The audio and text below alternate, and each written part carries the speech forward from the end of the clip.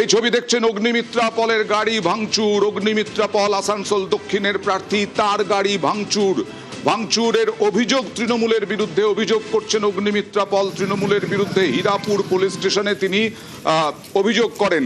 রহমতনগর high স্কুলে তিনি গিয়েছিলেন, সেখানেই গাড়ি ভাঙচুর হয়। ইট ছুড়ে গাড়ি ভাঙচুর অগ্নিমিত্রা পলের। কথা বলবো প্রতিনিধি রঞ্জিতের সঙ্গে। রঞ্জিত, এর আগেও দেখিয়েছি অগ্নিমিত্রা পলের গাড়ি ভাঙচুর, এখনো পর্যন্ত তৃণমূলের কোনো রিয়াকশন পাওয়া গেল?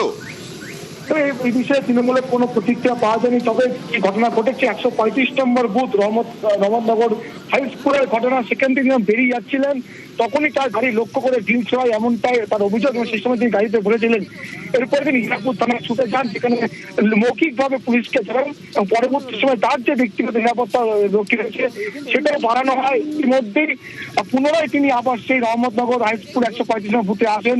সেখানে পুলিশ আধিকারিকরা আসেন, কেন্দ্রীয় বাহিনী অতিরিক্ত বাড়ানো হয় এবং তার যেটা অভিযোগ রয়েছে যেই নামগুলো তিনি বলছেন সেগুলোকে কারা এবং যারা এর সাথে যুক্ত তাদেরকে দ্রুত ধরতে হবে, গ্রেফতার করতে হবে, এমনটাই তার দাবি। এবং চিহ্নিত করতে পেরেছেন কাউকে? তিনি কি চিহ্নিত করতে পেরেছেন কাউকে? বাইরেও তো ক্যামেরা থাকার কথা, এই বুথের বাইরে ক্যামেরা থাকার কথা বলেছিল নির্বাচন কমিশন, সেই ক্যামেরা কি দেখা হয়েছে? ইতিমধ্যে পুলিশ আধিকারিকরা ঘটনাস্থলে রয়েছে, তারা সম্পূর্ণ বিষয়টি খতিয়ে দেখছেন এবং যেসব জায়গায় সিসি ক্যামেরা রয়েছে এবং যারা সেই সময় উপস্থিত ছিলেন, অন্য যারা নিরাপত্তা রক্ষী ছিলেন বা যা বাহিনী ছিলেন তাদের সাথে কথা বলছে এবং তারা জানার চেষ্টা করছে। এমনকি প্রার্থীর সাথেও কথা বলেছে যে তিনি কাউকে চিনতে পেরেছেন কিনা বা তার কাছে কোনো রকম যদি ফুটেজ থাকে সেক্ষেত্রে সেটা যদি তাকে দেওয়া হয়।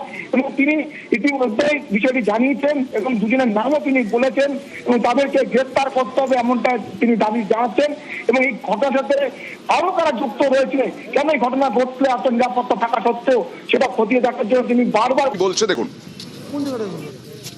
রহমতনগরের হাই স্কুল থেকে যেই বেরোলাম গাড়িতে উঠে, এই লাস্ট যে বুথটা, জাস্ট যখন বেরিয়েছি তারপরেই পিছন দিকে একটা বড় ডালা মেরে পুরো কাঁচটাকে ফাটিয়ে দিল।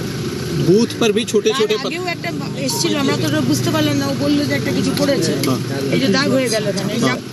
पिछले बार भी 2021 में भी जब गए थे उधर दूसरा और एक बूथ में, तब भी मेरे ऊपर पेट्रोल बेल्टिंग कर रहा था। हाँ, गाड़ीতে ছিলাম তো। রানিং অবস্থা করলো। হ্যাঁ, রানিং অবস্থায়। সাইকিং হিসেবে ছিলাম আমরা এখন স্পটে গেছিলাম, কিছু এখনো পাইনি। কিছু আরো এটার গভীরে মানে তদন্ত করে দেখছি কিছু এক্সাক্ট লোকেশন কি, তার পাশে সিসিটিভি রয়েছে, কিছু পাওয়া গেল কি প্রাথমিকভাবে? এখনো প্রাথমিকভাবে কিছু পাওয়া যায়নি।